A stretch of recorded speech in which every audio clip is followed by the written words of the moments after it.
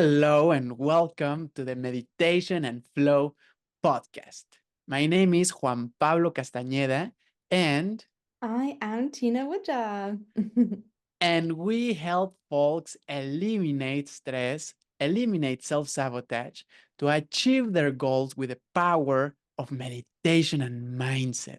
And that is exactly what we're going to do today. So get ready to open your heart fully and leverage the power of your intention and your energy to grow in awareness and keep growing by keep practicing again and again and again, remaining present, lightening you with your own reality because you understand that you came to the planet to experience miracles, purpose, and connection.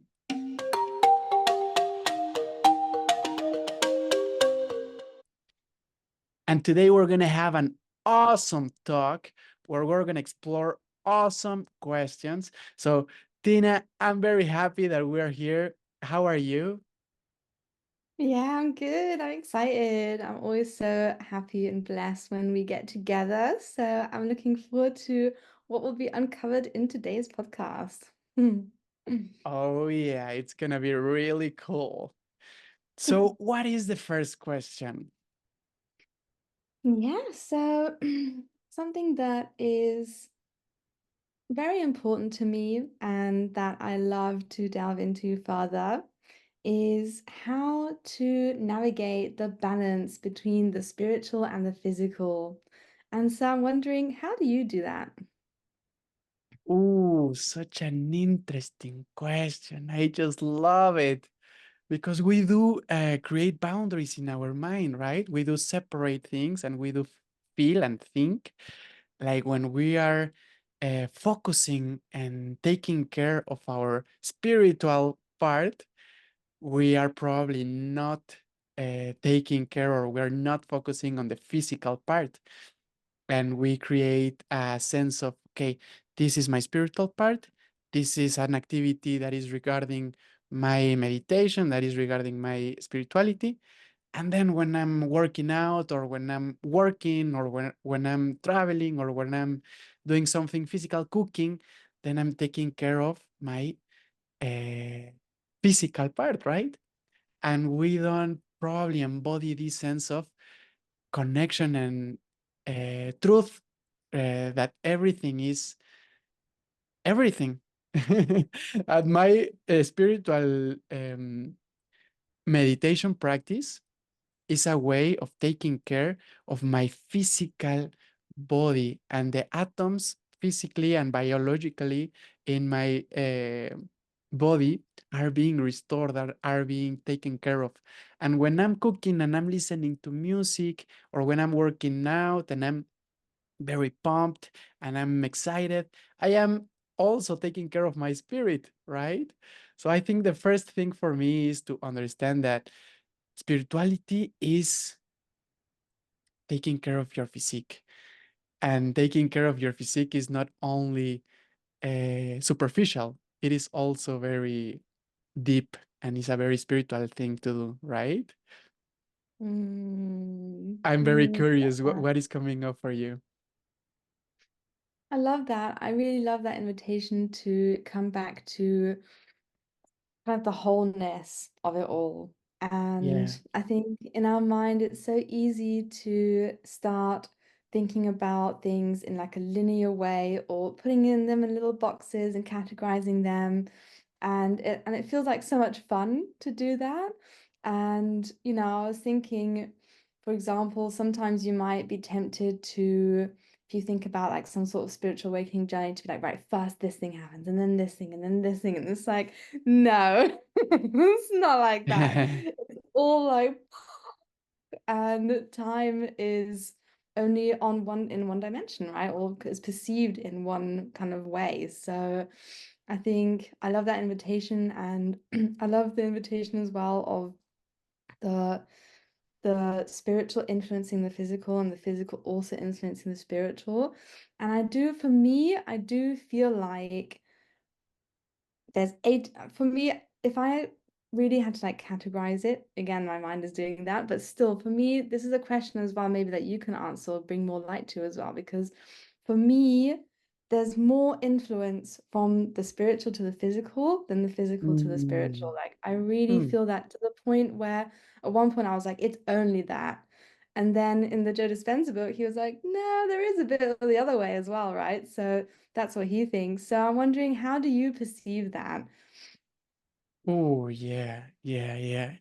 I just want to emphasize this temptation that we have to believe that if we take care of the physical, if we try to change matter, like Joe Dispenza says, then our emotions and our uh, s- be the state of being is gonna improve. Like we're gonna feel better, we're gonna feel peaceful if matter changes, if the situation changes. So we're constantly focusing on matter, we're constantly focusing on attracting a better relationship or healing our relationship with a person outside, or probably wanting to attract more clients, or probably wanting to earn more money, or probably working out with a sense of, okay, I'm putting too much attention on the physical thing, on the reflection of the mirror, right? Instead of allowing ourselves to change our energy, allowing ourselves to feel a different emotion, a new emotion, and inviting this energy to our hearts fully without external things on the physical world to change. And I know we've heard this, right? I know this is not something new, but it really, really uh, embodies this sensation of, you know what? I don't care how much money I have in the physical world because I want to feel like a millionaire. I can choose to feel like a millionaire regardless of the amount of money that I have in in my bank account. So that freedom that we have is, I think, the path to experience the reality that we really deserve to live. To be able to choose our emotions, to be able to choose our experience, regardless of what is happening in physical and real world, right? Physical and the real world, we think is a very true thing. We think is a very fixed thing. But when we actually pay attention to it, we understand that no, it's not the cause of our emotions. Mm. Yeah, I love that. And a practice that I've been doing recently that I've been absolutely loving.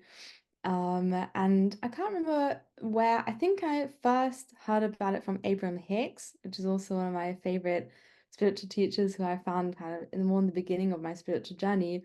And also now, thanks to reading Supernatural by Joe Dispenza, like we were saying just now, or Becoming Supernatural. In his book, he mentions how we can write the letter down and then Mm. draw kind of the vibration around the letter and then write down lots of words that we want to embody, right, around the letter, which is the thing we want to manifest. So if the thing is, for example, health, you can write an H and then you can write all the things around that, right? Yeah, And so for me, it's been really interesting because as soon as I even just wrote the things down, I could yeah. feel the energy behind all the words that I was writing down so powerfully. And I was Mm. like, wow. And then obviously there's the invitation to do the meditation as well, right? But even just writing the thing down and looking at the words, I was like, Yeah. whoa, whoa, whoa, this is powerful. And then what I've been doing is every morning when I'm waking up, I take a little longer to kind of get out of bed because when you're waking up, you're so kind of malleable and it's easier to tap into that really loving, abundant energy, right? So Yeah. what I've been doing, I wake up and I'm like, I'm awake. And then I'm like, thinking about the words that I've written down and Mm. feeling the frequency behind it within my energetic body and also the emotions. And it's so juicy, man. It's such an amazing Oh, practice because you're just like marinating in yeah. this the frequency of all the words. And I do that for like 20 minutes or something.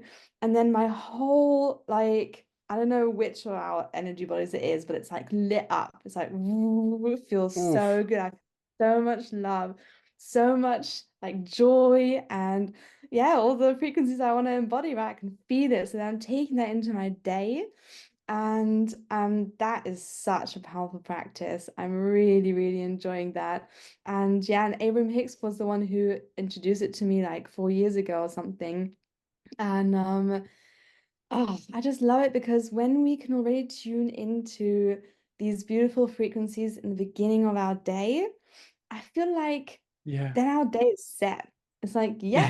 And then even when the weird things come to us, I'm like, why is that happening? We're like, oh, wow. And then I don't know, you feel so much stronger within to navigate all the challenges and things like that that might come to you. And I think you're also less likely to have like painful things happening because you're just vibrating in this really awesome, beautiful, and joyful frequency. So Mm. yeah, that's what came up for me when you were sharing that. Mhm. So lovely. And it's just so it's a pleasure to hear you describe that morning routine where you just choose, right? It's a choice that you take and you marinate in this beautiful energy just because you want and just enjoy in the morning where you're more susceptible, as you said. And then, of course, all the vibration of your physical body really, really changes and has a Mm, very powerful impact. I just love it, Tina. Thank you. Thank you for sharing that. mm, And one thing that I think is being tangible in this conversation is how the question was, how do we balance both worlds, right? How do we make sure that we are taking care of our spiritual part and also our physical part? And we've come to say that if we take care of our spirituality, then our physical needs and our physical requirements just are met by consequence, right? So one thing that is coming up for me is this because it is a practice, right? And we do get distracted. I yesterday had a sensation where I got distracted and I was distracted worrying, feeling stuck for hours until I got back to my present sensation again by meditation. But I was procrastinating my meditation practice yesterday. And what I'm saying is, whenever we're feeling a little bit off, whenever we're feeling stuck or worried or anxious, I guarantee that we are focusing on physical matter. We're focusing on things on the outside instead of coming back to our line, coming back to our center, coming back to our divine presence, where we can cultivate all the energy that we really want to feel. This is where we can cultivate in the center of our hearts, in the center of our soul, inside of ourselves, in the line that we have, in the I am line. Janet Freeman calls it the I am line, Dr. Janet Freeman. So, what I'm saying now is how we can really focus again and again and again in our I am presence in order for us to experience a reality where everything on the physical world matches that frequency, and how we can, whenever we're distracting ourselves, whenever we are getting out of our presence, we can actually first realize, okay, I'm focusing, right? I'm putting my focus, I'm putting my attention right there in something instead of inside of me and right here in the present moment. So realizing, okay, I'm feeling like this. Why would it be? Well, I'm focusing on that instead of in myself, in my inside, and in my present moment. So that for me is very key, and that for me is very beautiful that we have that freedom of always, every time we're distracted. Doesn't matter if we're distracted 2 hours, 2 days, 2 months, 2 years. We're always free to come back again. We're always free to choose truth, to choose meditation. I think what I wanted to say is how underestimated is the power of meditation. I mean, it's the way we need to meditate to feel connection. I mean, I just don't get why we're not meditating more. It's just a requirement nowadays if we want to experience success, if we want to experience freedom, if we want to experience gratitude and purpose. I think meditation is magical tool that we have in order for us to re come back and remain present in our center. Mm, What's yeah, coming up I for you? love it. I love it. I love it. Meditation is such a beautiful practice. And for me, it's been the most powerful and, in a way, simple practice because it is, in Yeah, itself, it is simple, yeah, um, and absolutely beautiful and the most powerful life transforming practice for sure. yeah. And what was coming up for me, and I'm really curious to hear what you think about this as well, because something that I've been pondering is what's the difference energetically when we are upright, when we're standing upright, when we are Mm, vertical, when we are horizontal? Because when we are mm, vertical, in meditation, there's, the vertical, like, what does that mean in terms of yeah, energy? And then, for example, I'm really, as you know, into yoga nidra at the moment, and I'm doing that yeah, every day. And that is horizontal, right? yeah, And I yeah. found it really interesting because so far my findings have been that when you're in the vertical position, and also when we think about the chakras, we're also kind of envisaging it as vertical. Yeah. And in meditation, you can really feel your energy centers as well. And Mm, I feel like in Yoga Nidra, it's more of like something that feels like it's outside of your body. So the energy centers feel more like inside your body, right? And then in Yoga Nidra, it's more kind of maybe the astral body or something, which feels like this energetic layer outside your body. And mm, then I was thinking, well, and maybe this is being too simplistic, but maybe I was thinking, well, maybe the vertical energy is the yang and the kind of energy outside is the yin or something like that. mm. So I don't know. What do you think about that? That's just what was coming up for me today. Oh, wow, what a beautiful question, Tina. Thank you. It's so interesting. And I do believe that it has a immediate and powerful impact on our vibration, whether we are sitting like this, like with our back, if we're sitting with our back, or if we're very straight, or if we are really relaxed, laid down in a horizontal plane, like you say it. And what's coming up for me is that we believe, right? We believe that there is a separate me or a separate energy. One thing that I heard from Bashar the other day is that there's only one energy. And if we're feeling lonely or if we're feeling very loved, it is the same energy seen through different lenses, seen through different set of beliefs and thoughts. So that was very interesting. And I actually started to practice that whenever I was feeling a little off emotionally. what is the lens that I'm seeing things with? So I think when we are laying down, our body, physical body, does relax and is more easy. It's easier for us to feel, well, to go into alpha, maybe, and all the way to theta.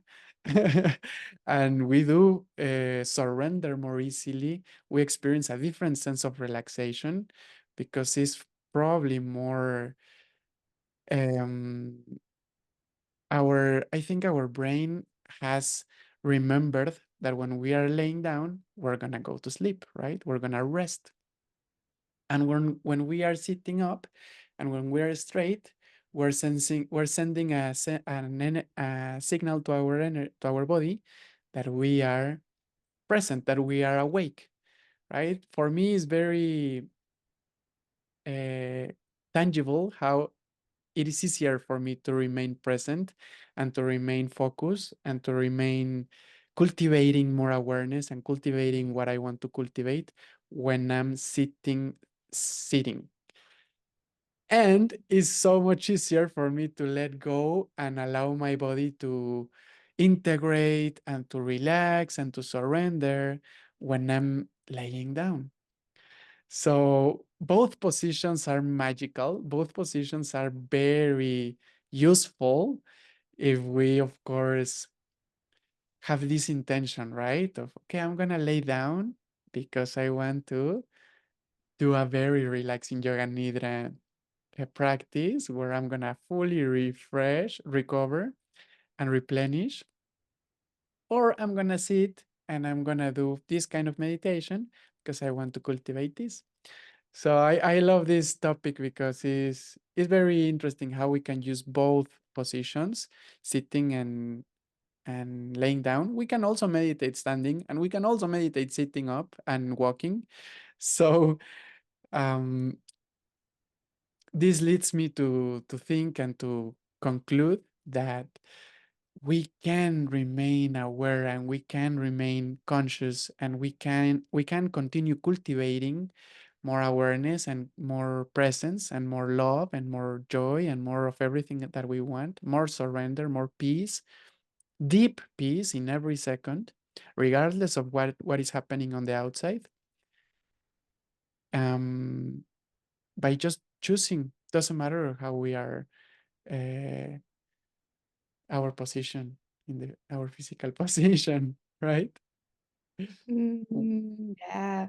And I think everything has its own purpose and its own kind of beauty in it. And we can take things from all the different practices that serve us. Yeah, And ultimately, yeah, they're all there for us to get closer to the kind of non-physical, the loving source energy that is always present everywhere. And then that kind of comes, that makes me feel more connected with the question again of like balancing the spiritual with the physical as well, because I think in kind of our more like Western societies, this is really such a big invitation for us now, is to really turn to the spiritual practices more and be regular with them and connect to that other dimension. And for me, I think one thing that I love so much about meditation and connecting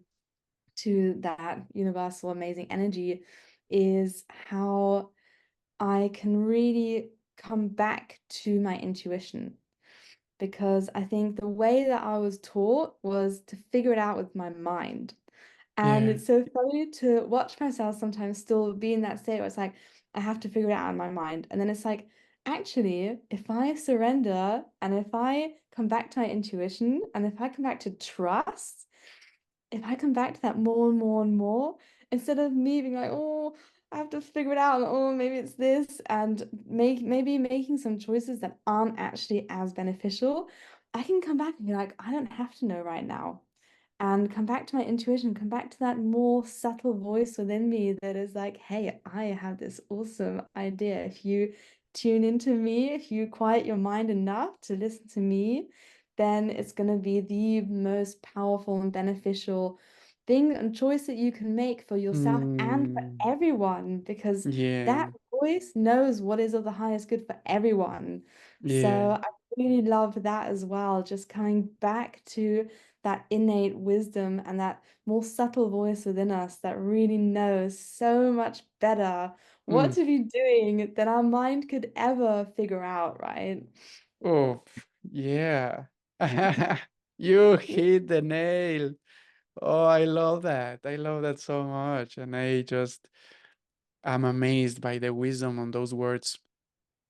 And I agree with you so much. We are constantly thinking that if we focus on matter, if we focus on things, if we stress, right? We actually believe that if we stress out, if we worry about things, then we're going to be able to come up with better solutions, or we're going to discover the true idea because I'm thinking and analyzing and just worrying because I'm addicted to this scarcity sensation, or to this jealousy energy, or to this loneliness, whatever, right? Whatever we're feeling, our mechanism to cope with that energy is to think, right?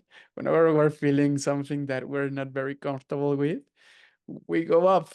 And if we start thinking, then it gives us a sense of relief. It gives us a sense of, okay, then I understand, then my pain is not so bad, right? My heart is not feeling so much pain. So we constantly go upstairs to put our attention. And when I say upstairs, I don't mean my higher self. I mean my mind, my logical and analytical mind, to try to discover the solutions and try to analyze everything. And I think it's very important to realize, okay, it's nice for us to focus on things, right? It's nice for us to be aware of our physical situation, our financial situation, our relationships. It's all right to place attention in the outer world. And it's also very nice to place attention in space, in the actual space, in the um, air that exists in this vast black quantum space that we live in the Deepak Chopra calls it the open field of infinite possibilities. That is where we live, right? If we want to Mhm. focus on things in the physique, if we want to focus on the outside, all right, focus on the outside, but close your eyes and picture everything that is actually in the outside. It's just blackness. It's just everything black. It's vast, this infinite space, right? Our mind, if I say, okay, let me focus on things, I start right away to I'm seeing my, like, my wall, I'm seeing my window, I'm seeing my computer. I start picturing everything that is in front of me, everything that is quote unquote real on the physical world, right? But if we pay closer attention and if we continue to think, everything, even my laptop, even the walls, they are perceived by me because of my senses. But if I didn't have any senses, if I was only consciousness, I would be able to experience everything black. Everything is space. And that is more accurate to the truth.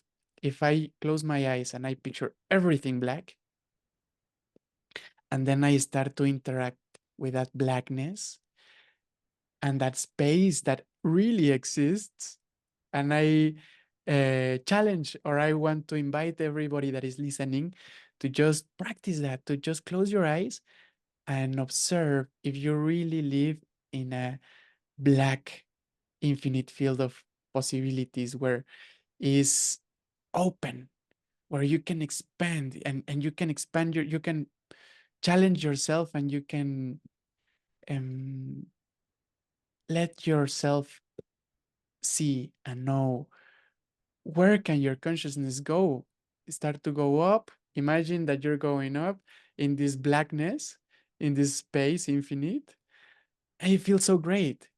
And it actually allows you to receive from the physical world coherent information instead of incoherent information that we always um, put ourselves into because we believe that is the way, right? We believe that helps for something in our path or in our lives, but it doesn't. Mhm. It doesn't. What really helps you is to think coherent thoughts, to receive coherent information. And that happens in silence, in blackness, in expansion, when we are allowing our mind to perceive more, to be aware more of what is actually here and now, of what is actually truth, of what is actually happening to you. Yeah. Oh, I love that. So beautiful, so beautiful. Coming back to the space of infinite possibility as well. It's Mm, so juicy, it's so magical. I love that. What was coming up for me as you were sharing that is because one thing that, I'm really witnessing is other people getting caught in those kind of mind loops and trying to figure it out all kind of cognitively. And, when I kind of talk about intuition, they might kind of not understand what I mean, or maybe think, oh, yeah, or something like that. yeah. And wondering, what's the best way to serve people who are thinking like that? And is it enough when they are sharing that kind of way of thinking to just in our mind say, do you know what? There's another way. And maybe share it non-verbally in our mind to them to maybe Mm, help them, because I know that it's so magical, so beneficial to be able to come back to my intuition, to be able to come back to the coherency that you were speaking of. yeah. And I really feel so passionately about sharing that with others. But if they're not ready to hear it from me in like a verbal sense, because Yeah. they don't understand or it doesn't make sense, or they think, it's too far out of their kind of physical reality to really want to engage with it. I'm wondering, what do you think? Is it enough in that moment to kind of think it and feel into it and be sending that energetically to them as like a possibility?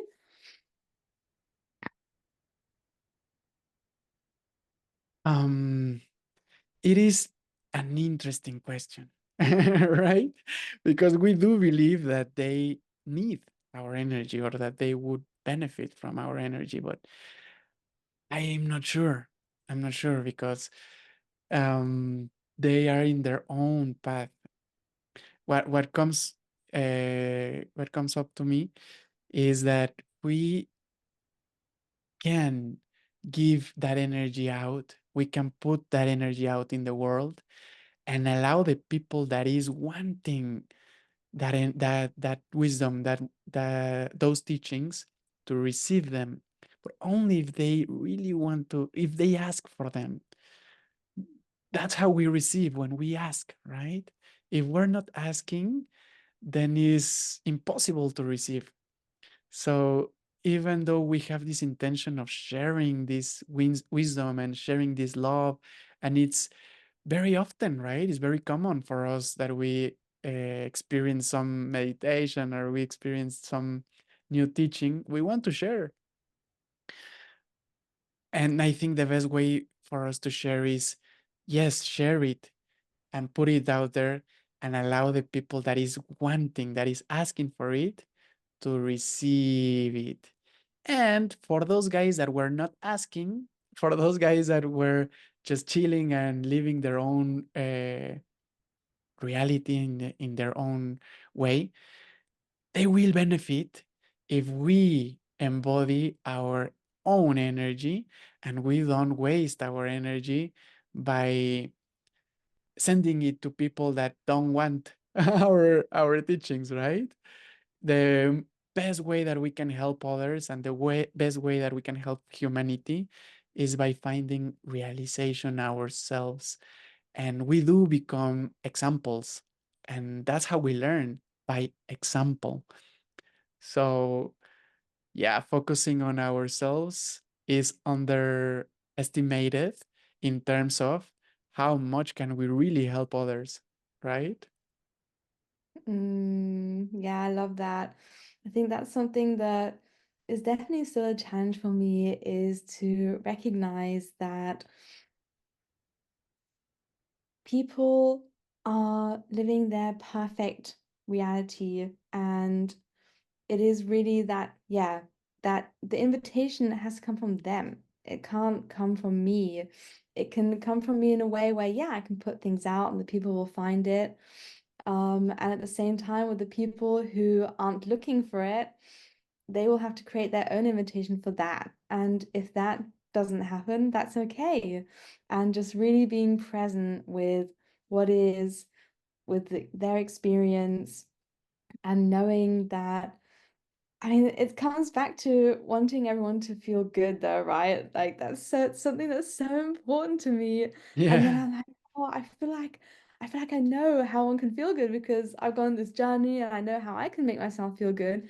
And Yeah. then just knowing that it's okay to watch other people in their suffering, in their place, and to know that it's not my responsibility to change anything or anything like that. It is solely their responsibility, and they're the only ones who can change anything anyway. There's Yeah. nothing from the outside can help them anyway. They just have to go on their journey, and if it works out in a way where they can find true happiness, then that's so amazing. And if not, then that's also amazing. That's what's needed, and everything is perfect the way that it is. So, yeah, I really love Yeah. that invitation as well. Mm. Yeah, it's so magical. It's so magical. Life is really mysterious and it's really awesome. It's infinite interconnection, Tina. Imagine infinite intelligent interconnection. That's the open field of infinite possibilities that we live in. Everything is also always very interconnected with infinite intelligence. So what I'm saying is very interesting also because what we're saying is you and I could be having a conversation and you could be feeling and thinking, oh my God, um, I don't know, whatever thoughts that are gonna make you so grateful and so loving, and you could be having a reality where you are um, experience bliss, experience enlightenment, having a conversation with me. And that, of course, is tangible, right? But I could still be like, oh man, um, I don't know. My background is not as beautiful as yours. That could be a thought that I could be experiencing, and I would be experiencing that reality. So we all have our own reality. We do have our own mind. And yes, if you are enlightened, you're going to ask questions, you're going to say things that are going to bring and are going to pull out energy out of me, right? Like we experience that so much. You always pull out of me so beautiful energies out of me. And at the same time, it's also very interesting how we do have our own reality, but we do co-create. So it's like a very mysterious paradox where we are one, where you and I are united in the present moment, and you and I are one, same consciousness right now, right here. And at the same time, if we goes a little more specific, your name is Tina, you live in the UK, you're right there, you don't have these cheeks, you don't have this head, you don't have these fingers, these are mine, right? So it's so interesting and so beautiful how we can continue to interact with this experience where I'm telling you, it's so complex, it's so miraculous, it's so magic in order for us to comprehend it. I think our purpose is not so much to comprehend it, but enjoy it and experience Yeah. it and surrender to Yeah. it. Yeah. As you were saying that pause, I was also thinking enjoy it, and then you said it. It's like, yeah. Oh, look at that. It's so magical how we are actually one. That happens again and again. You're thinking one thing and then the other person says it out loud. Or you're thinking in somebody and then he texted you or something Yeah. like that, right? So Mm. it's just so interesting. I love that. And I love how technology can actually be such an incredible tool for us to realize, like you were saying, you're thinking about someone and then they're texting you, and it's like, thanks to the technology and the internet, and because the internet is almost like kind of like a more physical manifestation of this connectedness, right? Like it is allowing us to connect on this physical Yeah, level in real yeah, time, like we are right now. yeah, So, so I love that. I love how there's this like physical manifestation of that, which helps us understand the true nature of the reality of it in the non-physical as well. yeah, Mm. yeah, yeah, totally, totally. And it's so wonderful in Instagram, TikTok. I always see videos that were meant to me. I mean, I have no doubt. I could think that Instagram is just showing that because of the algorithm or whatever, but no, no, it's infinite interconnection. Amazing. Mm. Because I do see the reels and I do see the posts that were exactly meant for me because they matched my energy. So yes, I do love how magical it gets when it comes to technology and social media. Oh man, I love that too. For me as well, YouTube has been that for me. Also Instagram as well, but YouTube. And it was so funny on my way back from Germany on the ferry. I was feeling pretty exhausted and I was kind of having a little bit of a sleep and I was really dipping into my reserves that day. I was like, oh, how am I going to do this? And Mm. then I didn't have signal on the ferry. So I was looking at my YouTube, and YouTube has this thing when you have YouTube Premium where it has like, it downloads things for you that you think you might like. Mm. And I was just looking in these downloads. I was like, oh, what's YouTube downloaded for me?